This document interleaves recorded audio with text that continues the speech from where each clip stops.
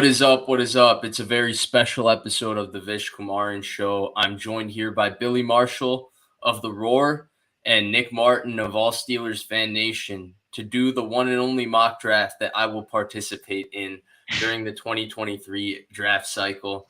I'm really excited to be joined by both Billy and Nick. I think I've streamed with them.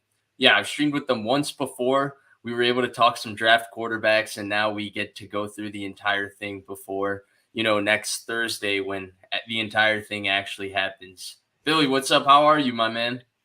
Doing well, man. Happy to be back. Happy to be back.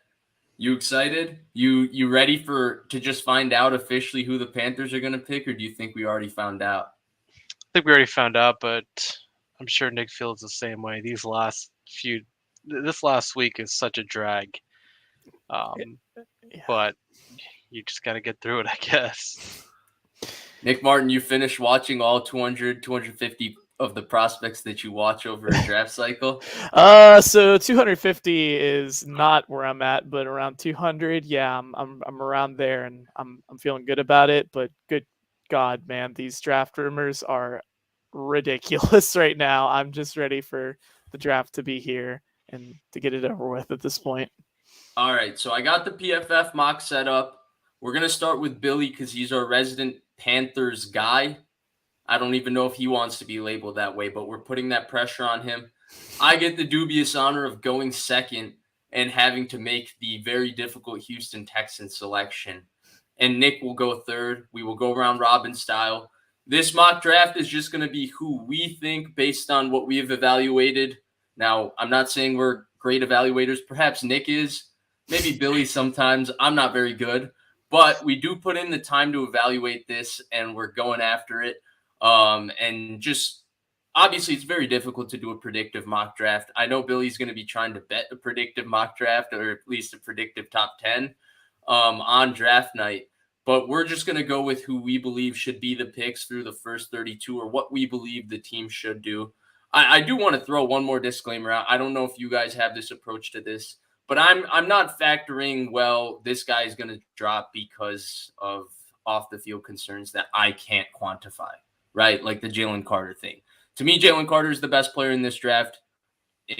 There's a chance I might pick him at second for the Texans, just saying that right now. But I'm not going to factor in, well, his incident might affect his draft status this much because I don't know that.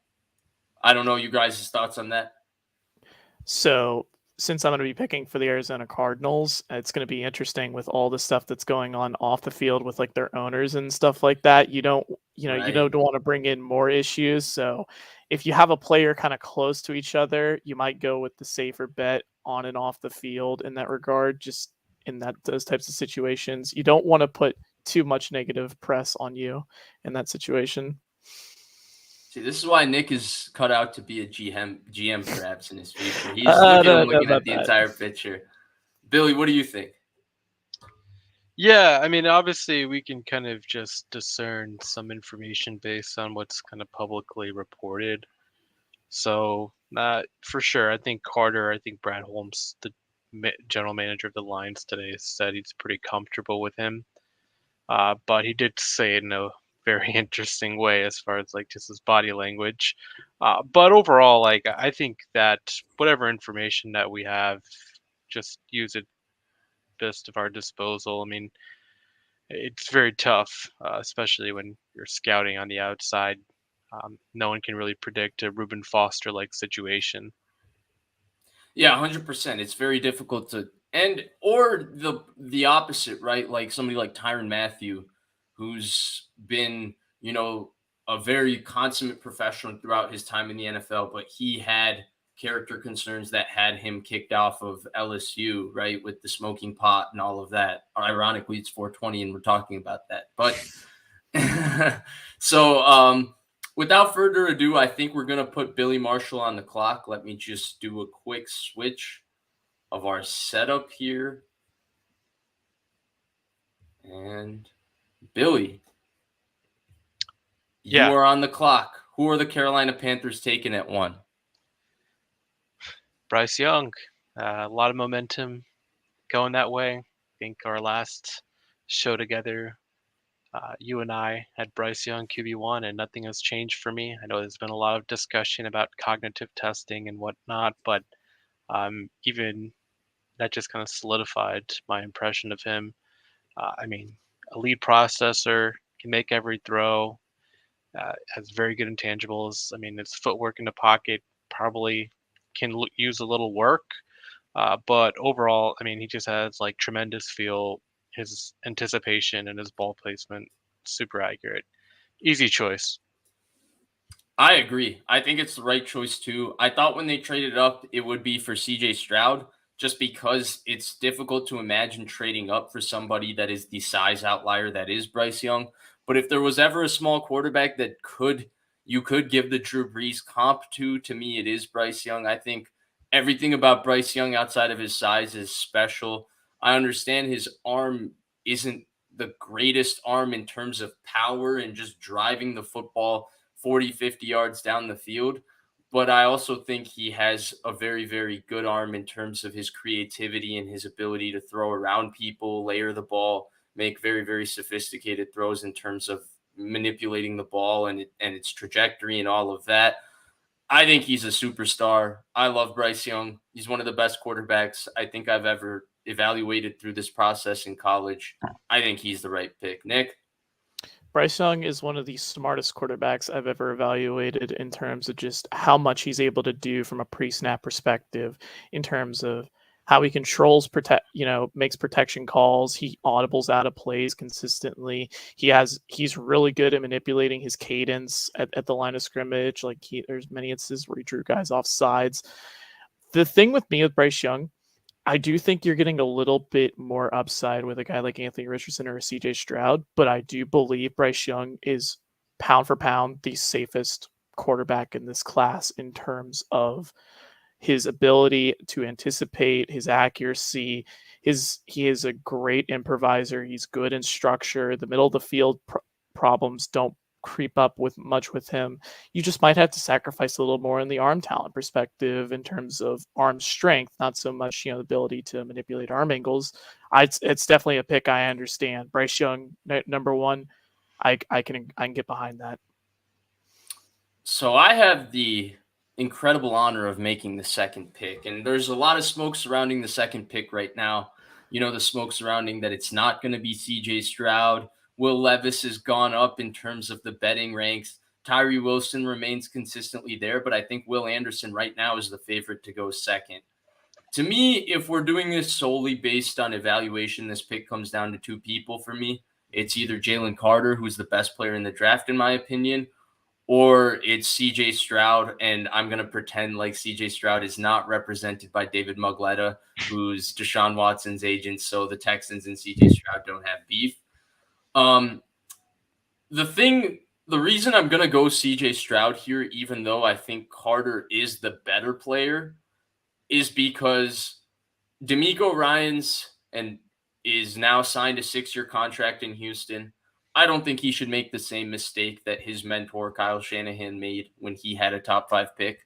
If you have an opportunity to get a quarterback, especially one that's good and has, as many translatable traits as CJ Stroud, you take it. I understand Carter could be a 5-time All-Pro defensive player, but you don't know how many more chances you're going to get to be in the top 5. You have 2 first-round picks next year. You can get stellar defensive players in next year's draft. You don't know how many chances, value for value, you're going to be able to get a quarterback. I think CJ Stroud is a really good quarterback. His accuracy and his just pure ability to throw is off the charts. Some of the throws he makes in terms of his ability to layer the ball, the touch, even some of the angles, in fact, that he creates in terms of how he positions his body in the pocket and where he's able to manipulate the ball between tight spaces and tight defenders is out of this world.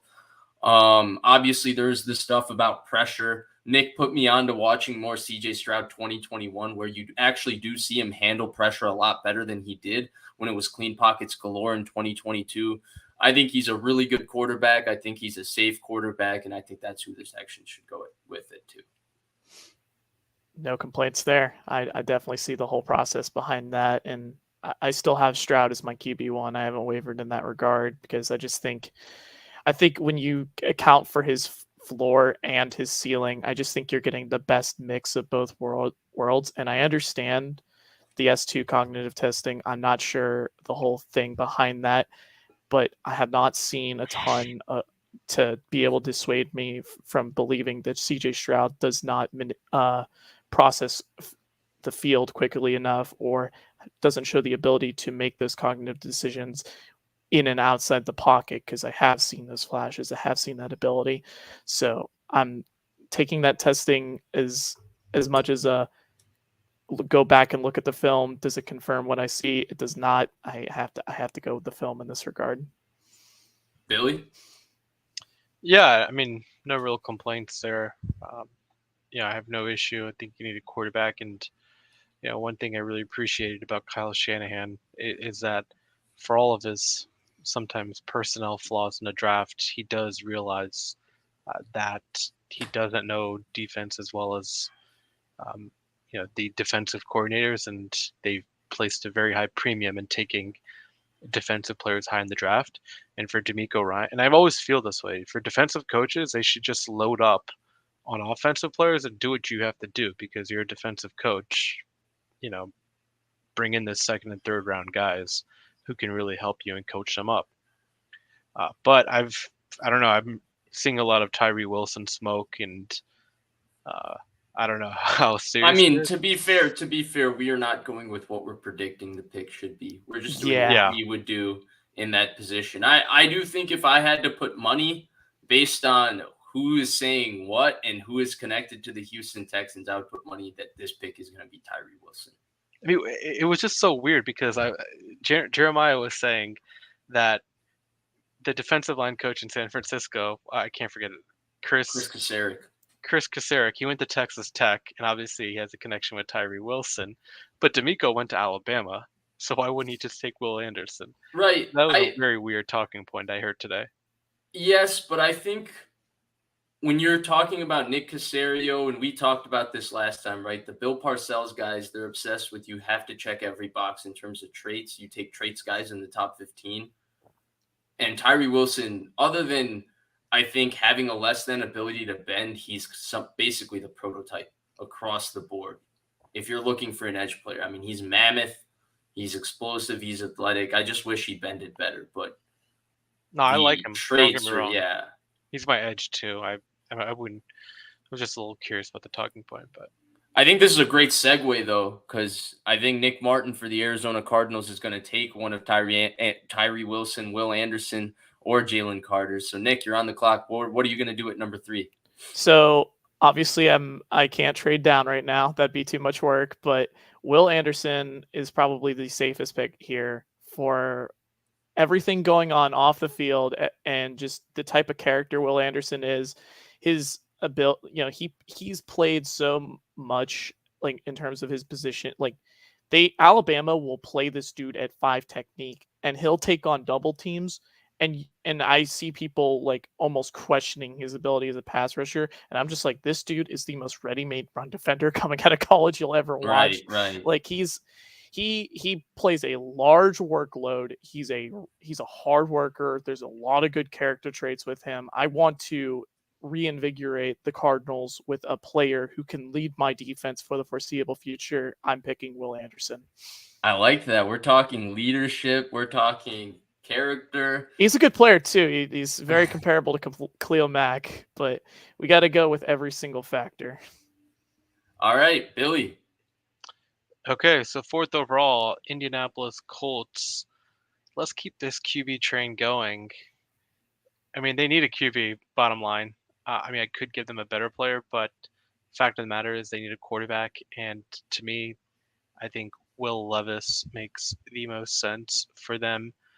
There's been a lot of whispers that Chris Ballard rates him, and he fits their prototype of being a very toolsy prospect. He has the arm strength. The intangibles. I mean, the S2 cognitive scoring was reportedly pretty high, so the processing seems to have a pretty decent effect, even though probably doesn't show on film at times.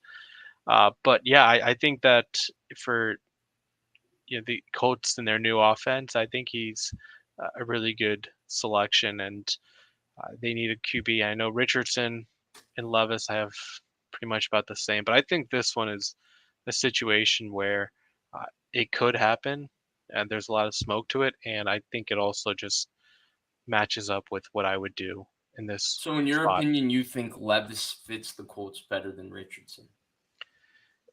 I, the thing is, when we last spoke, I think there was obviously a tier that had them pretty evenly kind of graded.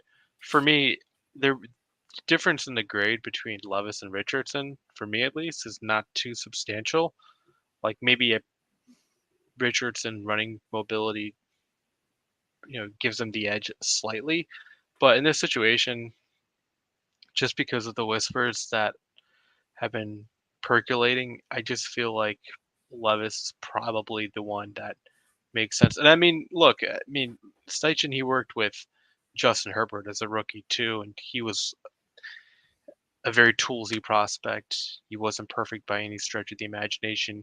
So I don't just think like we can assign this mobile quarterback, this Jalen Hurts type, just Sure. because But he worked with. why do you prefer Levis? What is it about Levis to Indianapolis that you like better than Richardson to Indianapolis? I just think he has much more experience. He played in a pro style offense for 2 years. He knows how to. I mean, I do honestly think his arm strength, especially throwing the ball in the tight windows, is a little better than Richardson. Richardson probably he can throw it farther, but I just feel like this is a pretty perfect match for those two. Nick Martin, quick thoughts before we go to Seattle?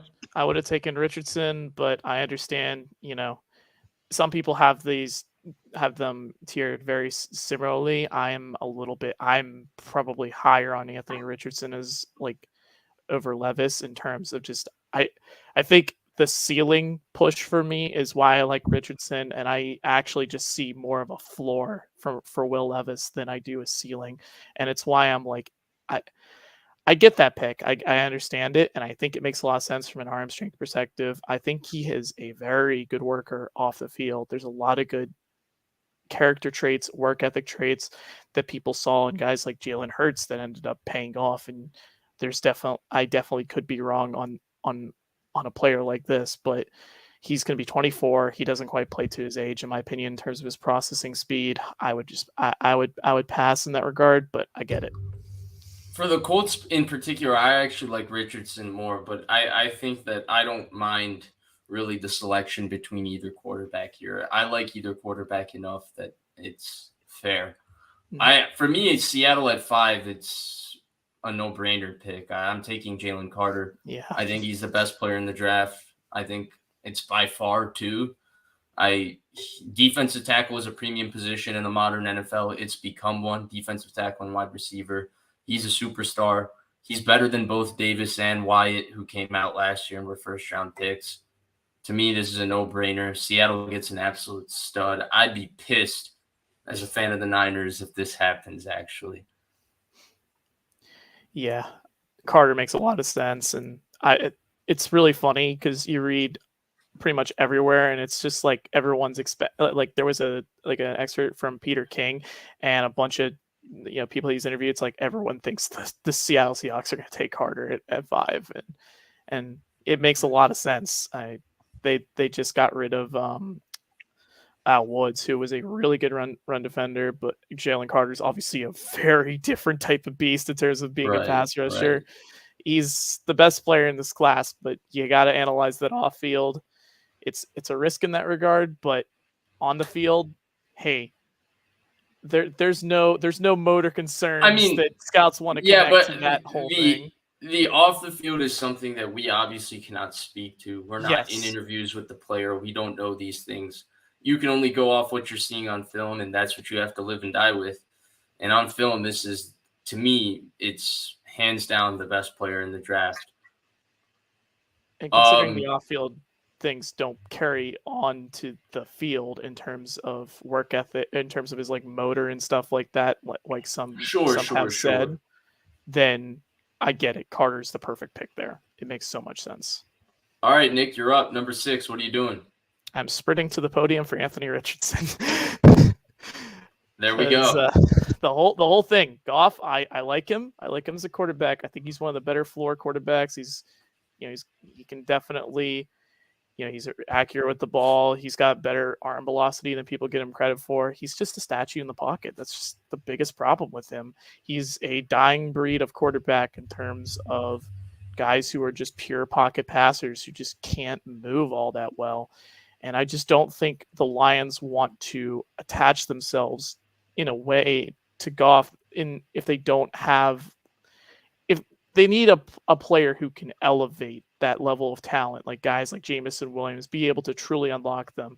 Because you even see, like, even late in the season when Jamison Williams was healthy, Goff was not targeting him deep down the field. Like, guys like Richardson would not be afraid to pull that trigger, especially with his level of arm talent. And if you believe he is not ready to start right away, hey, you can sit him a year behind Goff. You don't have to pick up Goff's contract if you feel confident Richardson. I just think this is a scenario where they can afford to take risks because they have capital, they have good team already. Swing for the moon, man. Billy, pick 7. What are you doing? Yeah, let's go Christian Gonzalez to the Las Vegas Raiders. I love it.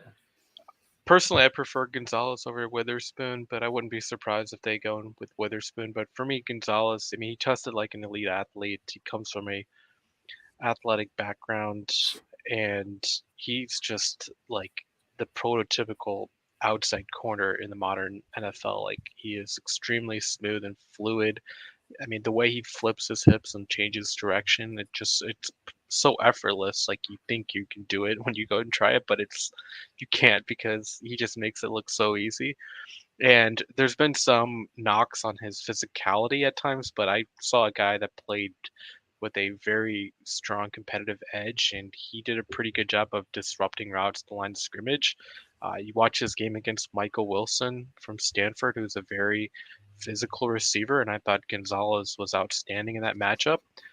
But yeah, I have no questions about it. Christian Gonzalez is my cornerback 1, and if I'm the Raiders, I'd be very happy to take him. Yeah, I think that's a good pick. For me, this is the easiest pick that we've had to do. I'm taking Tyree Wilson at 8. Atlanta needs an edge. I don't think Tyree Wilson makes it to 8 on the actual day of the draft. Somehow today, in our version of this draft, he has made it to 8. This is a no-brainer for me. Joe Nichols in the comments wants us to do a 7-round mock draft. I think the only people that I'm not capable of doing a 7-round mock draft, Joey, unfortunately. I haven't evaluated enough people to do that. I could probably get to around maybe 2.5 of people I've evaluated. Like, I think I've done 6. I want to say 70 something I've done. I'm not at 200 like Nick. I think, Billy, what are you, like 150, 200? Yeah, I try to aim for like 150. I just use like the big boards and I go off of them, and sometimes I get over under. Yeah, I just can't do that. All right, Nick Martin, Chicago Bears. What's the word? So I think Peter Skoronski could play either tackle, guard, or center. And for me, I think that type of he's just one of the safest players. He's the top on my board. He's got the highest grade. The Bears have a need at offensive line. I'm taking Peter Skoronski. I'm not thinking twice about it. Understand that some people might look at Broderick Jones, who's a much higher upside type of guy, but I think there is a trapdoor to his ceiling in terms of how he uses his hands. His anchor is a little questionable at times. And even guys like Paris Johnson, they're pretty good, but he's a two-hand puncher a lot of the times, and he can get a little blown back on contact. You saw guys like Gus Van Ness kind of drive him back a little bit. So for me, I just take the safest player here, and I think that's Skoronski. Fair enough. All right, Billy, we're kicking it back to you. What are we doing at pick 10 for the reigning representatives of the NFC in the Super Bowl, the Philadelphia Eagles? Yeah, I know a lot of people really want them to take Bijan, but I'm going to go Broderick Jones, offensive tackle, Georgia. This was kind of their philosophy over the years, as they take these guys like a year in advance. They did it with Juergens last year to potentially replace Kelsey, and Lane Johnson's getting up there in age. And For Broderick Jones to be a swing tackle, it just fits like the Eagles perfectly with their offensive line coach, Stoutland. He just has tremendous functional strength. He plays extremely aggressive. He has a physical demeanor. He can get a little choppy with his footwork and his strike timing at times. Saw that in the Missouri game against McGuire. He was late a few times and he got bull rushed, but I think a lot of those things can be corrected. Look at his length. 34 and 3/4 arms. He's the prototypical like left tackle. I know some people might prefer Paris Johnson Jr., but I think the Eagles are probably going to go with the more upside here, and I would too. I think Broderick Jones is my offensive tackle one. Nick, before we Yes. go to the next pick, which is me, Joey Nichols is saying that he didn't like the Penn State game from Skronsky. Did Did not you like watch that? What do you think? I did not see the Penn State game, but I did see the Iowa game in 23 against Lucas Van Ness, and I just thought he used his hands extremely well. I watched I watched the Ohio State game. He's played well in pretty much every other game. I did not watch the Penn State one though. I can't give you an answer on that. Okay, fair enough. So you guys have put me in kind of a bad spot once again, because this Tennessee pick, it's like, what can't you pick for this football team other than defensive tackle, safety, running back, and a couple other positions in there? But it's The also like, QB still on the board. you want to go Hendon Hooker here? I thought Me- Richardson. Oh, Richardson already went to Detroit. My bad. Yeah, to me, this is Darnell Wright time right here. Ooh, Okay. I like it. I like it. Isaiah Wilson was a bust out of Georgia. They took a chance on a tackle there. Tennessee was best playing their best football with Vrabel when they had a dominant offensive line. They had people who really played with a physical intent, like Roger Saffold, who was a very, very powerful guard. I think, I don't really do the offensive line evaluation, but every draft profile I read and every conversation I have talks about Darnell Wright's power and his physicality. And it was noticeable when I watched Will Anderson go up against him. I think he's the perfect player in terms of Tennessee when you talk about their culture and all of that. And then I think he's also a fairly safe player. Other than lacking real foot speed or foot quickness, I think he has just about every trait, quote unquote, you need for a tackle. Now, how those traits translate, always difficult to tell with tackles, just because the level is so different from college to NFL and what they're asked to do is so different college to NFL. But everyone says he's a good player, so I'm going Darnell Wright right here. Makes perfect sense. Darnell Wright is pretty close to a few tackles on my board, and I like his nasty demeanor. I do think he needs to lunge less in run support. I do think he has a tendency to lunge, but there are really good like flashes on film, and I just think there's a very promising player there. This one, Nick, Texans. This one is Are we going another tackle? No. I thought about it with Paris Johnson, but I think I gotta reunite Jackson Smith and Jigba with CJ Stroud. I just think it's way. Nice. If you watch the 2021 film, their chemistry together, it's better than any of their other receivers. Like they had such a great feel for each other, and I just think you reunite the quarterback with his trusted target over the middle, guy he consistently relied on when things got things got like pretty crazy in the pocket. Like that was the thing I noticed with Stroud in 21. Whenever he was in trouble and he was trying to improvise, he was always looking for Jackson Smith and Jigba. And I just think giving him that security blanket, I think it just makes way too much sense here. All right. Sounds good for me.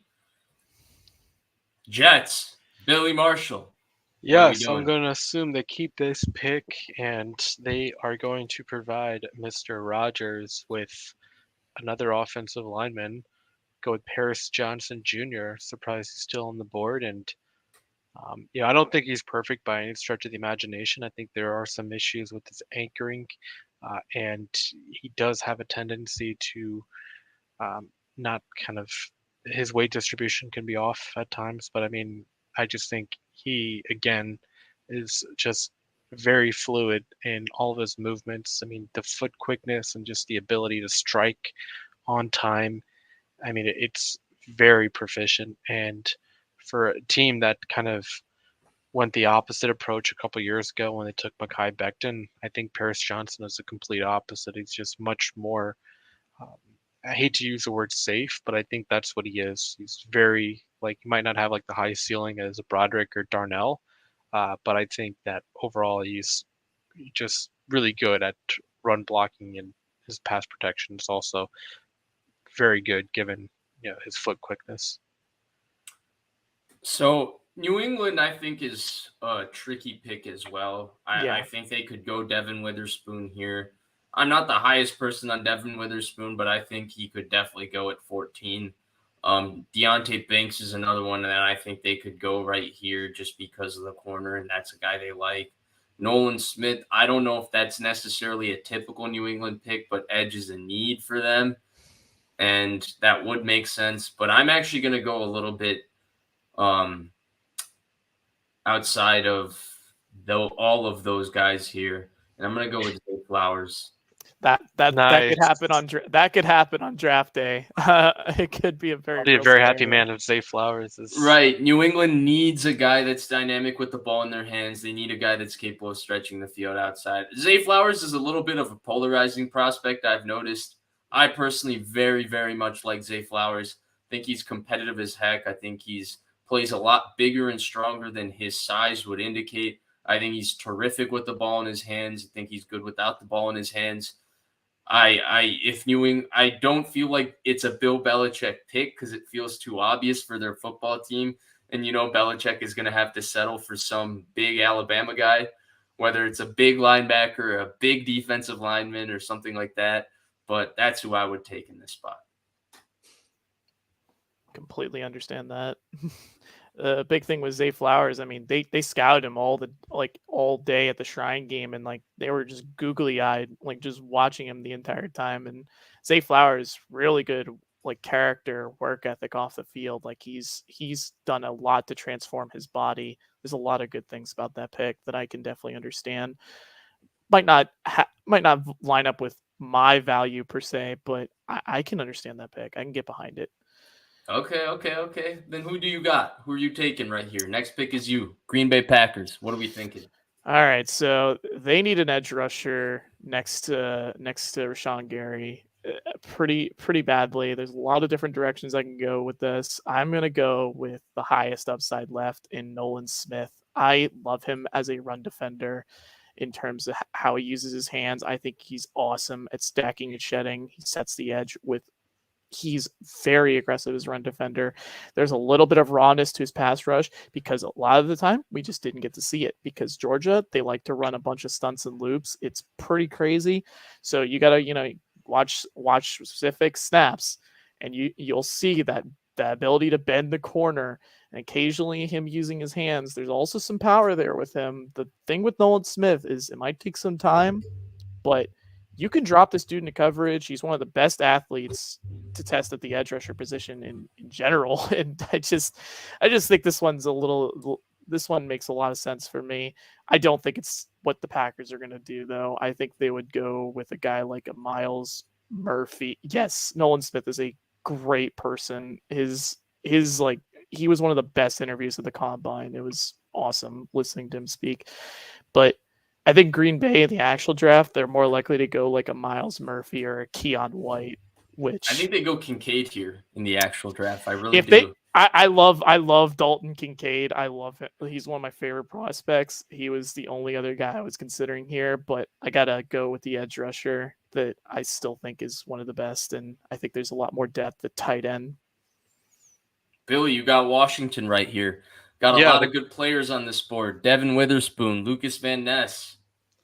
I'm going to switch it up a little bit. I'm going to keep going for these offensive linemen. The last time the Washington franchise took an Oklahoma offensive lineman, it worked out pretty well. So we're going to go back to Norman, Oklahoma, and take Anton Harrison. I love it. I've been just very pleasantly surprised how much I really like this guy over the years. he played under Lincoln Riley in that air raid offense. A lot of uh, the pass run split was very interesting. I mean, just because you see how the offensive linemen line up, it's a lot of wide splits.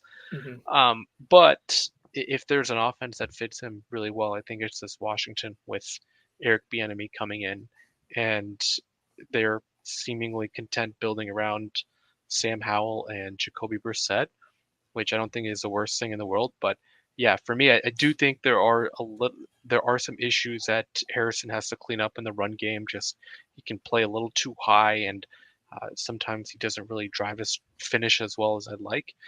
But as a pass protector, I think he's just really good. I mean, his overall movement skills, and I think he has really good like balanced core strength, especially for a big guy. I mean, he can really, if someone's bull rushing him, he does a very good job of, sitting down, anchoring. He doesn't let it affect him too much.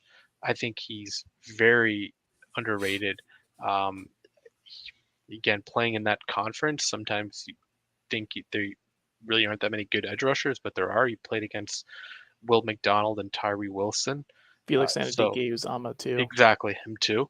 So he's played against good competition. Played in two different offenses. Well, I think the offense last year was similar principles, but again, these Oklahoma offensive linemen coached under their offensive line guy who's been there since 2013. They've produced some really good ones. I mean, Creed Humphrey was the last guy, but Orlando Brown before that. So I'm a pretty big fan of Anton Harrison, and I think this is a direction that Washington could go in. Yeah, I like that. So, Nick, since you do cover the Steelers, you're a fan of the Steelers, I'm going to make this pick, but I'm going to give you the veto rights. So I gotcha. I do think if you're the Steelers and you're sitting here and you see Devin Witherspoon on the board, you see Lucas Van Ness on the board, you see Brian Branch on the board, feeling kind of pretty. Now, you're a little bit unhappy that this run of tackles went this quickly, right? Yeah. I don't think we expected all of them to go right here. I was considering Anton Harrison at 17. That would have been one. So for me, I feel like Cam Hayward's getting up there in age. I think this guy can eventually be a 4-5 technique in a 3-4. Yeah, I can. I kind of get the interesting pick. I get the idea behind that, and that's kind of how Nick already seems pissed. No. I'm actually. It's kind of funny because I'm actually one of the people who actually does like Van Ness in the Steelers draft community. I think for me, I just don't like him as an edge rusher specifically. I think you see a lot of his power just a lot more unlocked. His ability to control the line of scrimmage is a lot more strong within the interior as a 3 technique. I think there's a lot of good things there. But for me, I'm just going to tell you this right now. You didn't name the guy who is actually top of my board right now. That isn't Dalton. Click on him? No. The guy that is at the top of my board but isn't Dalton Kincaid is Deonte Banks from Maryland. Okay. Honestly, it would not shock me. Right. He's the second. He's my corner too. He is my corner too as well. Right after Gonzalez, I think he's a stud. You're right. I completely omitted his name in there. That's actually who I think if I was just going on pure value on my board, Deonte Banks is the highest rated non-Dalton Kincaid player left for me as well. Though it's pretty close between him and Devin Witherspoon and Mayer.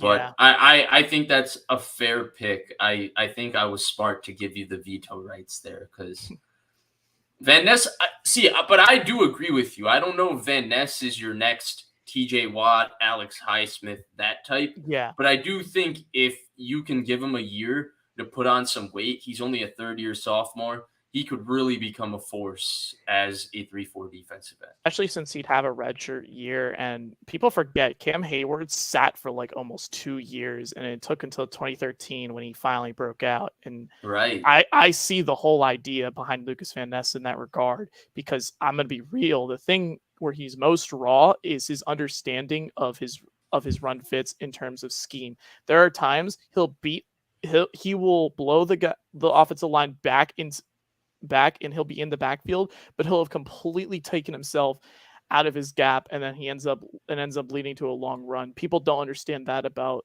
as much about Lucas Van Ness, but sit him for a few years and you could probably see a lot more rewarding in that regard. And I definitely understand the thought process there. All right, Nick, you're up again. Kind of again. That was technically me, but you have Devin Witherspoon here, right here available. A guy a lot of the people that think that the Lions will take at 6.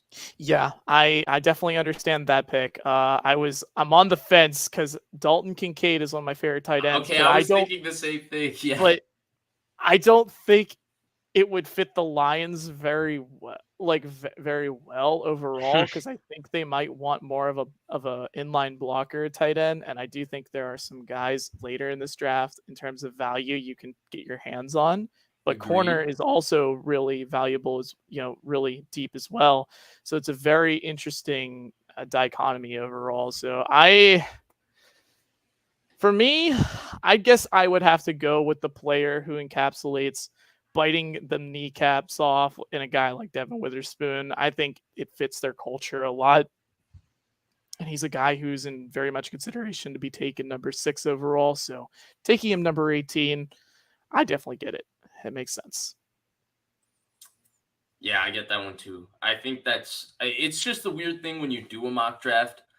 You feel like you like certain players more than other ones. Yes. But certainly you don't like them to the point where or dislike them to the point where they end up going. Like Devin Witherspoon, for me, I like Deonte Banks and I like Christian Gonzalez better. And I think it's because Devin Witherspoon, when he was challenged vertically, the few times he got beat. And now I've seen debates on whether it's because his lack of deep speed or just because he's such an aggressive player who tries to play with his hips square for as long as possible so he can break on in-breaking and out-breaking routes. And so I think Ben Fennell, you sent me, Nick, he used the example where he's late to open his gate. And so I think that's where with Devin Witherspoon, it is a little bit concerning, but surely I think you guys would agree as well. Even though I'm probably a little bit lower on him than the consensus, I think he should go higher than 18. He is an awesome football player. Fully agreed. I definitely get behind it. Billy, Tampa Bay Buccaneers, you just lost Tom Brady. What are you going to do? We are going to help Baker Mayfield and Kyle Trask, and this is where the Bijan slide ends. I know he had a top 30 visit. He only had 2 top 30 visits with the Eagles and the Bucks, and so the Tampa Bay Buccaneers will draft Bijan Robinson. I mean, this is definitely one of the better prospects in this class, maybe top 10. I think he has just lead back potential. I mean, he can play all 3 downs. He's a very good pass catcher. I mean, catching the ball just comes so naturally to him. And I think that's what just makes him very special. I mean, the running, don't get me wrong, it's really impressive. Just his contact balance, his low center of gravity, and his ability to make cuts. But I think what separates him is just his ability as a pass catcher. So we'll let the Tampa Bay Buccaneers and their new offensive coordinator figure this out. But I think that's a good spot for him. Steve Sarkisian actually called Bijan Robinson the best receiver on the team, and it pissed off a lot of the receivers on that team just because he believes that he can be like a slot receiver, and I agree. He has such great technique. He keeps his hands nice and tight, and he tracks the ball well over his shoulder. There's Bijan, literally aside from him being a running back, he's pound for pound one of the best prospects in this class. It's not even a debate. I agree 100%. So for me, I'm running this card up. If I'm Seattle, this is a no-brainer as well. I'm taking Myles Murphy. I'm cursed. I'm cursed because I had to do both the Seattle picks as a 49ers fan. And to me, if Seattle walks away from the first round with Jalen Carter and Myles Murphy, they're building a scary, scary team. I'm not the biggest Myles Murphy fan because I do think most of his best rushes came from some of the worst competition he's had. But yes, I do think if you go back to the 21 film, there is some really good stuff against guys like Zach Tom, where he was able to overwhelm him with power and length. But I just think it was so inconsistent at times with him that I just don't feel like he plays like a consistently violent player, which is actually why I'm not as high on Tyree Wilson and Miles Murphy as the consensus, but I prefer Tyree Wilson in that regard because he's such a violent player. And so but I get the upside with Miles Murphy. It's not my personal pick, but I can see the process behind it. For me, it was between him or Will McDonald if we're thinking edge, which is what I was thinking of. And I just think Murphy has a little bit more potential than Will McDonald. And not maybe a little bit more than a little bit more potential, but I like his potential a little bit better. And I feel like with Murphy, you're right.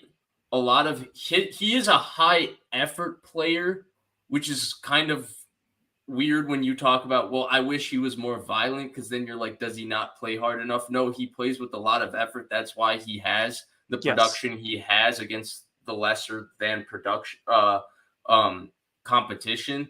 But I think if there was a place that violence could be brought out of him, and that could really be brought out of him, it's Seattle. I could definitely see that. Yeah. Billy. No, it's actually Nick. I'm sorry. I almost gave the Chargers pick. I was gonna say, I kind of wish you did. This one's really difficult because I could go so many different directions here. For me, do it. Oh they need a receiver, man. They need a receiver so badly in this draft. I've been on the fence between whether or not I would take a guy like Jordan Addison, who's lower ranked, but I just don't know if I can pass on Dalton Kincaid in this situation. Dude, it's a no-brainer. You got Mahomes and Kelsey, Herbert, and I can wait on a corner in this year's. Yeah, screw it. We're taking Dalton Kincaid. There we go. Come on. Let's not think twice about this. Dalton Kincaid is legitimately one of my favorite prospects in this class. He is like I don't say this lightly in terms of hands, in terms of just being able to catch the football. Guys I've watched come out of college, he is up there with DeAndre Hopkins for guys in terms of hands that I've seen. He has the most sure-handed hands in terms of both technique, just being able to make some unbelievably difficult catches, always securing the easy ones. He's just so secure in that regard, and he is one of the best route runners in this class, regardless of position. He manipulates leverage so well. He's got a really good release package.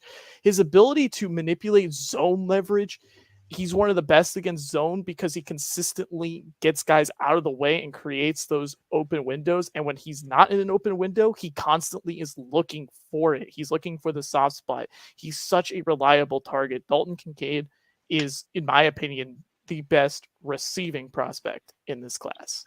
I 100% agree with everything you said about Kincaid. And I think the other thing, too, it's not just the route running and the hands. I think for me, the hands are the best I've ever seen as well.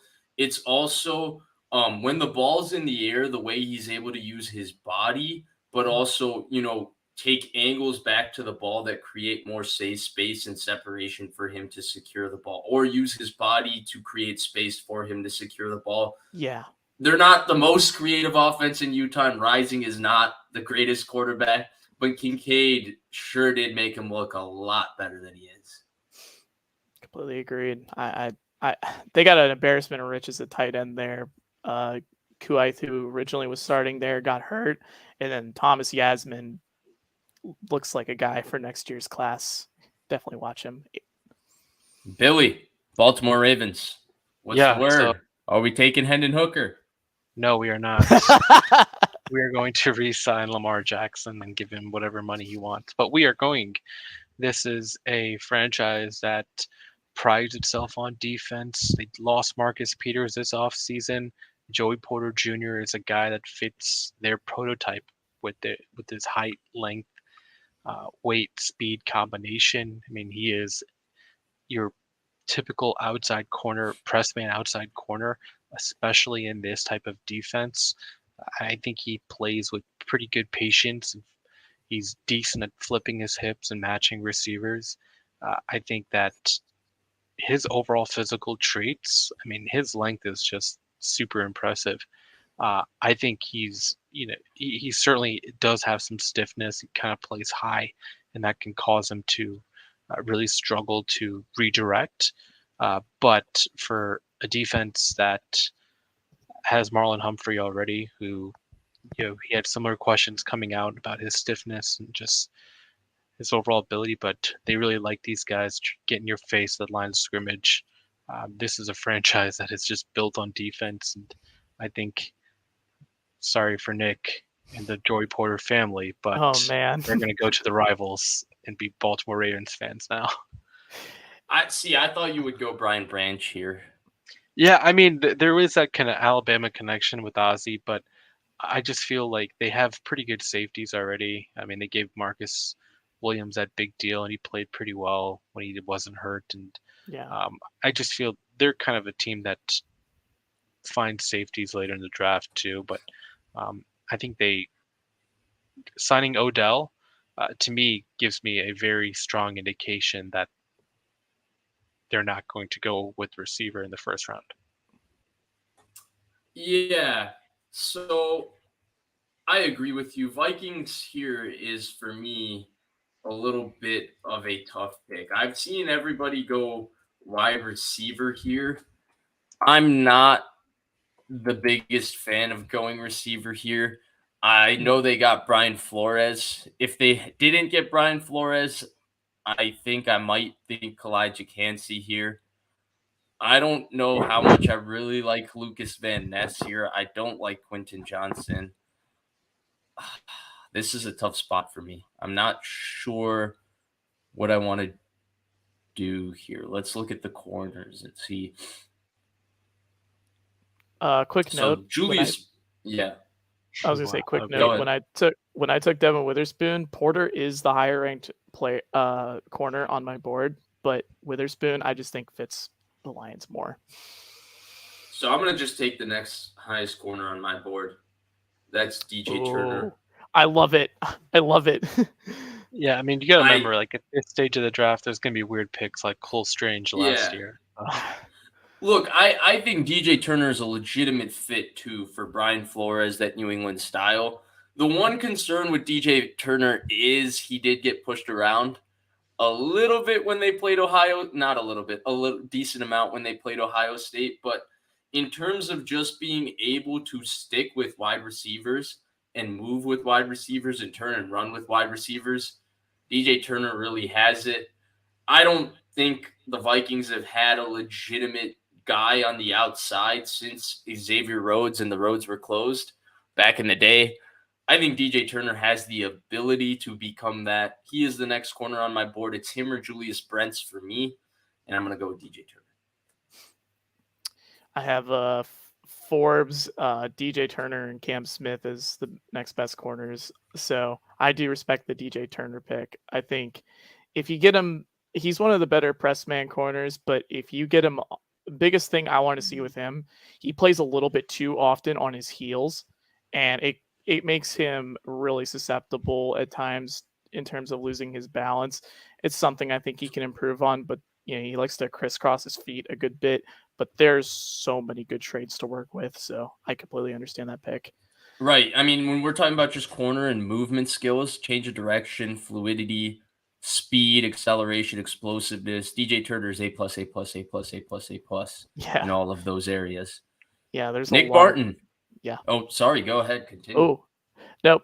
Nope. I'm good. We're gonna actually do a really just easy decision. It's the best safety in this class, Brian Branch. I So don't would have taken as well. I don't like the safety class. I know some people kind of like parts of the safety class. I think for me, I like the two Alabama safeties the most, and after that, like I like Jartavis Martin. But for me, Brian Branch offers the most in terms of. I do think he's a little bit of a projection as a single high safety if you want to play him in that role. But I think if you play him in the slot, you play him down the box, you can blitz him. There's so many good things you can do with him. He's one of the smartest players in this class. He's so instinctual, just unbelievable zone eyes and route recognition in terms of just being able to bait quarterbacks. Easy pick here. Right. He's like the better version of Jalen Petrie, who came out last year. That's a good comp. Yeah. I liked Petrie too, so that's a good one.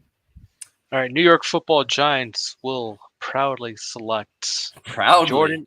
Yeah, let's go Jordan Addison. Give Daniel Jones another target. Again, I totally understand the size concerns, but Addison, he loves patterning his game after Calvin Ridley, and I kind of do see some of the similarities as far as like their route stems and their nuances within their routes. And I think he understands how to tempo his routes too. I think that's very important, especially for these quick twitch and explosive type receivers. It gives them opportunity to just really just play around with defensive backs by bursting and limiting your speed at times. So yeah, I totally understand the size issues are perfectly warranted, and he probably doesn't have the elite top end speed for a guy his size, but uh, I think this is an appropriate area to take him, and the Giants could use some more help for Daniel Jones. So Jordan Addison is not my favorite wide receiver in the draft. I'm not even sure I think he's a first round pick, but I respect the position and I respect the philosophy behind that pick. But if the Giants went receiver, there's a couple other guys I would prefer that they go. The Giants trading for Ayuk? That's what they're saying in the comments. Yeah, that's what AJ is saying in the comments. Hopefully these not. These are crazy rumors. I can't get behind the 49ers ever wanting to trade Ayuk. Right, not at this point. I think there's your little chance for that. Nick, any Jordan Addison thoughts here before we move on? I like him more in the slot. I think keep him away from the line of scrimmage. Maybe he can develop, and he kind of reminds me a little bit of Pittsburgh Emmanuel Sanders.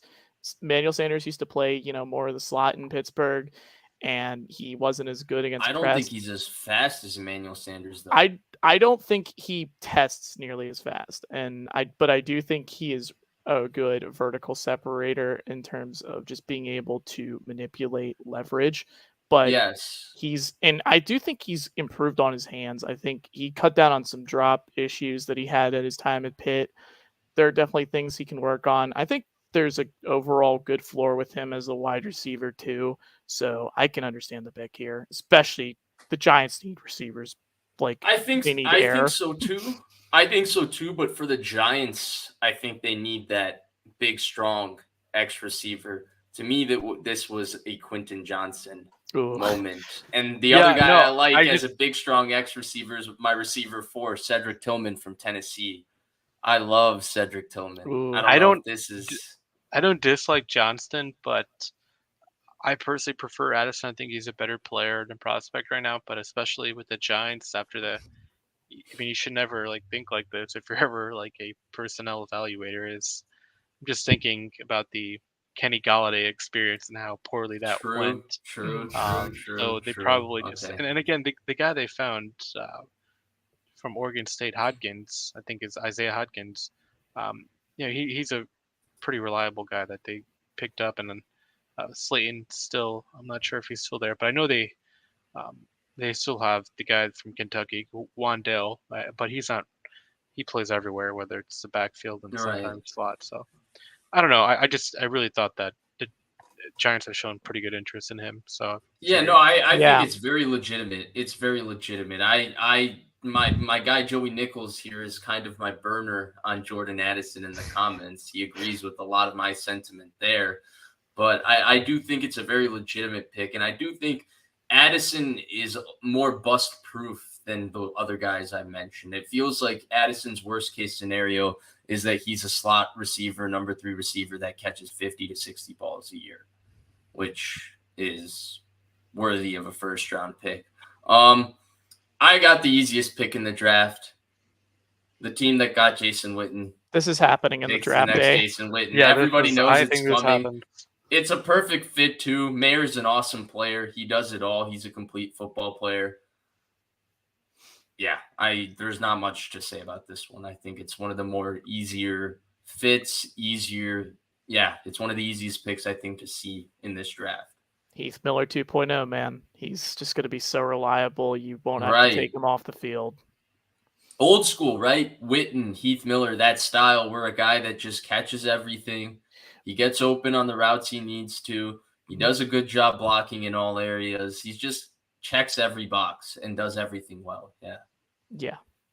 I do think there's a little bit of a difference between Heath Miller and Jason Witten. I just think Witten is one of the better tight ends to ever play the game, and I think he's a little bit underrated as an athlete throughout his time, because a lot of people remember Jason Witten at the twilight of his career, and that's not exactly who he was, but definitely get it. This one, all right. So this next pick, Buffalo, I'm stuck in two different directions.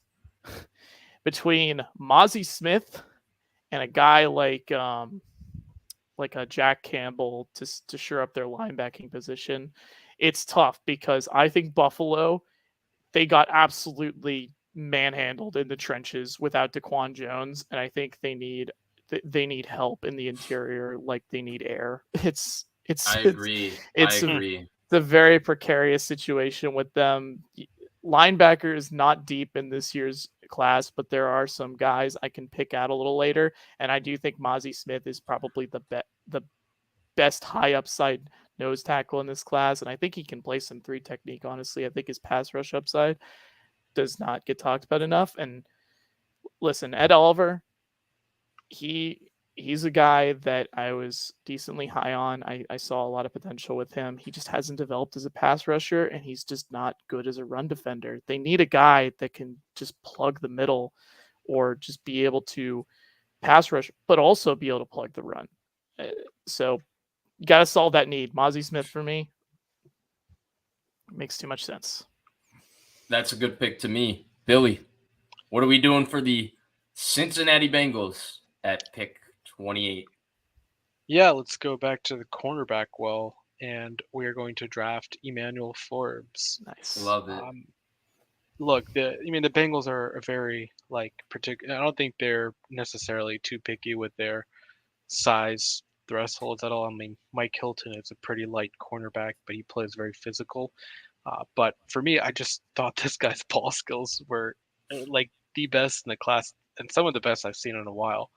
I mean, he is very fluid for a guy that's very lanky, and he has very good read and react skills in zone.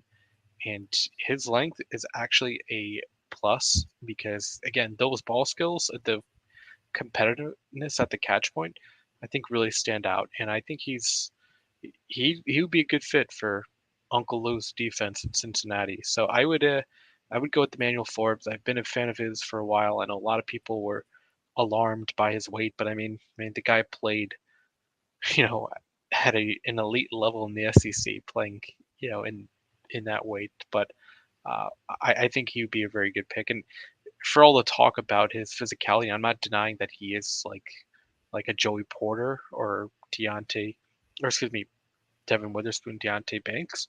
Mm-hmm. I mean, watch him against Jonathan Mingo, who's like a very big guy. He, had a couple tackle for losses in that game where he really showed his strength. So it's not like he's just getting thrown out of the club whenever he tries to make contact. I mean, he plays pretty tough. Yeah, I 100% agree with you. I think that's fair. Man, I've already started thinking about what I want to do at this spot if I am the New Orleans Saints. I think there's quite a few different directions you can go. Obviously, edge is one of them. No, absolutely not. No, you just signed Derek Carr, man. Don't piss him off. Right. Edge is one of them. Marcus Davenport is now in Minnesota. I think Van Ness kind of fits their defense as either. Yeah, he's definitely their type. Right. I also just like Will McDonald a lot as well. I think this is the spot where Lucas Van Ness's slide should end. He just fits what they're looking for. New Orleans defense has been excellent when they've had 2 good corners and a dominant defensive line in front of it. When they had the Anumadas and the Davenports and the Cam Jordans and those kinds of guys. They don't have those same guys yet. I actually think Paulson Adebo is pretty decent, and Lattimore is still quite good for the most part in every season. I would rather go really good. Yeah, for the most part. He has a game or 2 every season where he decides to take a break. But yeah, he is excellent. You're right about that, Billy. But yeah, I'm gonna go Van Ness here. Of course, there's Peyton Turner there as well. We can't forget about good old Peyton Turner as well. So, Nick, This one is raining. this one is so difficult. Like, there's so many different directions Philadelphia could go here.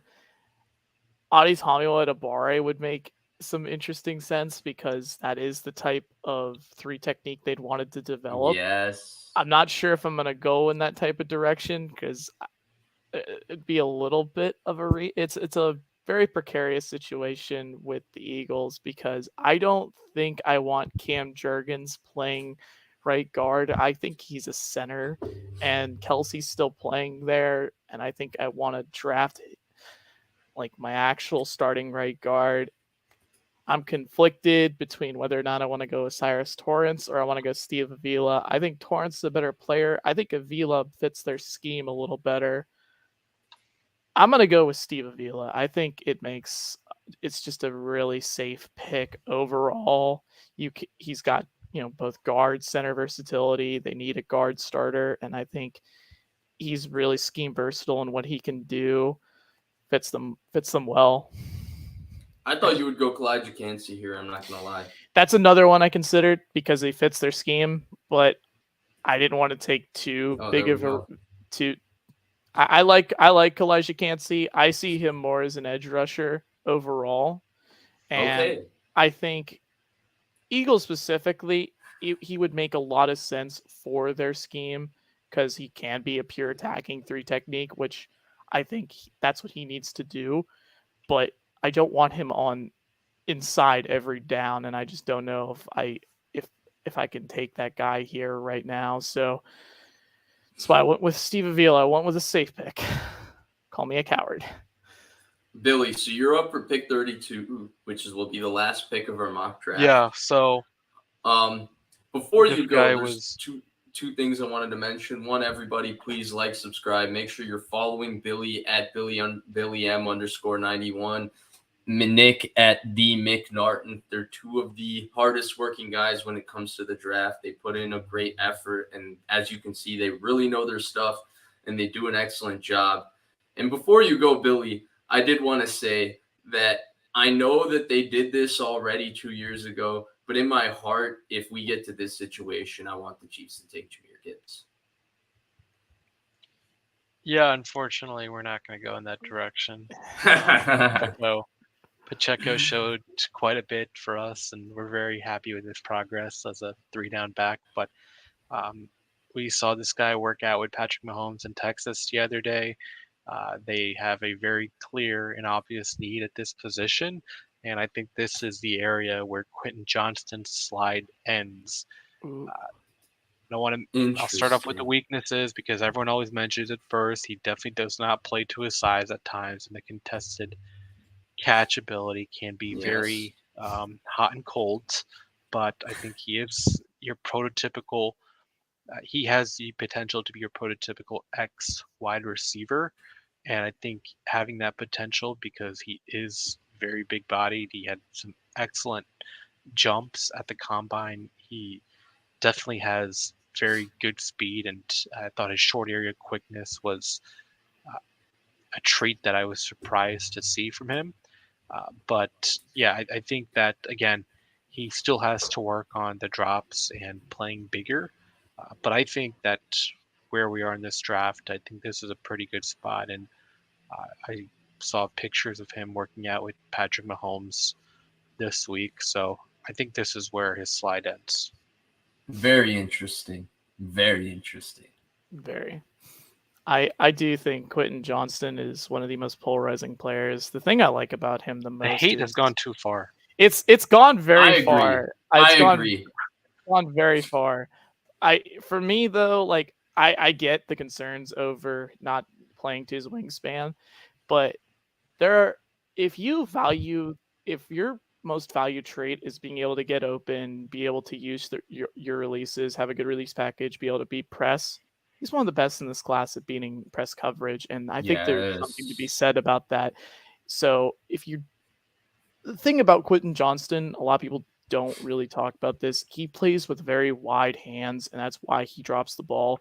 It's not because he lacks concentration. He just tends to play very wide, and his ball tracking is kind of weird. He can find some really underthrown passes, but he doesn't always jump for the ball at its most optimal point, like above the rim when he should. But I understand he can get open. It's one of the best. He's one of the more polarizing players, and I think a spot like this would be perfect. Yeah, I really can't disagree too much. And I think that he would be an extremely successful player for them, as would most receivers that go there. But I think him in particular does fill a skill set that we've seen, Andy Reid use in the past. So that's our mock draft, everyone. I can scroll through it one last time. I think it came out, okay. I was pretty happy with the most part for the players that were available when I drafted. I don't know how you guys felt. But overall, there's the mock draft. Before we go, I do think we wanted to talk about a couple of different players here that, weren't first round picks, perhaps, that we really like here at the end of the draft. We can maybe talk about those guys and then head out and watch some NBA playoffs. So I'm going to start with you, Nick Martin. Give me 3 players, okay? One on offense, one on defense, and one you really like that you think are the 3 under the radar. I got to talk about them. When all is said and done, my pin tweet, which is right now that I think Patrick Mahomes is going to be a top 5 quarterback, is going to be these 3 guys that I feel like are going to be studs. Give me them. All right, so I'm gonna go in a little bit of a different direction. I would like to talk about Kobe Turner, but I can't because I do think he's been talked about enough. I think a guy who's been very under the radar since the Shrine Game is Dante Stills from West Virginia. I think he has some of the better hands in terms of being able to work his hands and play as a pass rusher. He's underrated as a run defender. There's some really good film with him overall, and he dominated at Shrine Week. Like, he could not be blocked. The biggest weakness overall with his game, like, he plays a lot of 5 technique off and plays a good bit off the edge. Very similar, like, to kind of how Carl Brooks is used at Bowling Green. It's not the most ideal for him because I do think as a penetrating 3 technique, he can really work. He's an underrated athlete, ran like a 4.86. He had like he was like in the 1.6s for his 10-yard split, and he plays like that. That's like over 90th percentile. And he's not as built in his lower frame. That's the thing I've heard the most about him, and I do agree he needs to get more sand in his pants. But I think Stills is a very underrated player. He's a guy I don't understand why people don't want to talk about him. At cornerback, I got to this guy late. I really like him.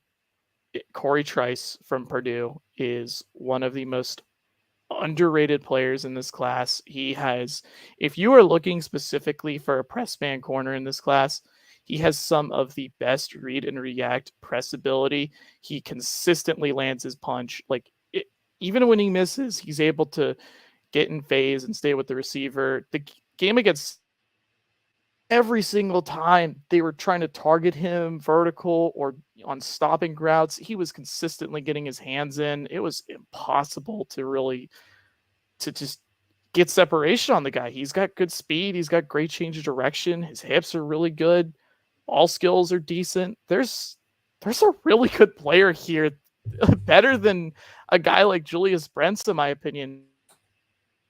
I like Julius Brents, but I think he's a bit raw in some of the aspects of his game, and I do think Brents, there's a chance he might be more Joey Nichols is right there with you, our guy. Yes, man, he's a really good football player. I really liked Corey Trice. He's in my top 10 corners. I had to put him at 10. He was way too good of a watch. And I want to talk about Jay Kaner because I really do like his game. His best game. You don't mean Hendon Hooker, right? You do mean Jay Kaner. Yeah, no. The thing with me with Jay Kaner, I think a lot of people talk about size and being able to read the middle of the field in terms of how short you are. Jake Haener is one of the better quarterbacks at being able to target the middle of the field. He has some unbelievably good anticipatory throws. He anticipates he throws away from leverage consistently. He's so aware of it. He has some really good throws from the far hash because he's able to widen his base and create and generate a lot of torque, more than he should be able to, considering his arm is it's serviceable, but he's able to generate that power from his lower body. He's able to really drive his like core into it. That's why you see him complete a lot of these like 20-yard like comeback throws like that he's doing. Granted, it's the Mountain West, but there's some really good throws there, and Right. He can, he can manipulate the pocket pretty well. There's good improvisational ability. He's so smart too. Like but he the scored thing 97 percentile on the S2 cognition. It matches up with the film, I on my opinion. And I watch Haener. He's one of the. Someone said this the other day, and they were just like, I didn't know. Y'all didn't tell me that Jake Haener was just Mountain West Bryce Young, and I just chuckled because they are very clutch in that. They're both extremely clutch players. Like if you watch his game against UCLA in 2021, where he is absolutely in pain in his ribs every single throw, and he makes some of the best throws, 2 game-winning-esque drives. He had to pull his team back twice, and he's still able to do it, and he was able to snatch like the victory there. And there's a game against Oregon, like he kept them in that entire game. He completed like a 20-yard throw on 4th down, and it just barely missed by like 1 yard, and it was a throw that he shouldn't have been able to make. There's just so many good gamer moments with him. A point to he sometimes tests the waters too much, but I can rein it in more than I want to unleash the dog in him, and he's got a lot of dog. So for me, Jake Haener, he's QB5. I think he's a guy that I would bet on to spot start in the league. Maybe he's able to take hold of a situation where a guy gets hurt, and maybe they like what they see, similar to what people are seeing with Brock Purdy. I think they're different players, but I think Haener could be that type of guy. Billy, before we go, you got any players you want to touch on that you really like? Yeah, just a couple guys that probably won't. Late day 3 guys. CJ Johnson, the receiver from East Carolina. Yeah, he's a matchup problem. He's sort of like that big slot that the Saints popularized over the years with Marquise Colston. And Mike Thomas. Yeah, exactly. I mean, he has tremendous 50-50 ability. I mean, they played him in the big slot. He was very productive, over 1,000 yards, 10 touchdowns last year. I mean, he is a matchup problem in the red zone, especially on slot fades where he can use a lot of the field and use his leaping ability to come down with the ball. So I'm a pretty big fan of him. And, another guy that probably isn't getting the love, smaller school player, I saw him play at one of these all-star games, Xavier Gibson from Stephen F. Austin. I didn't really watch that much of his tape, but I saw the testing numbers, and I obviously saw him at the all-star practices and games just based on the resources I have available. But yeah, in the few games I did see of him, he's a pretty intriguing guy.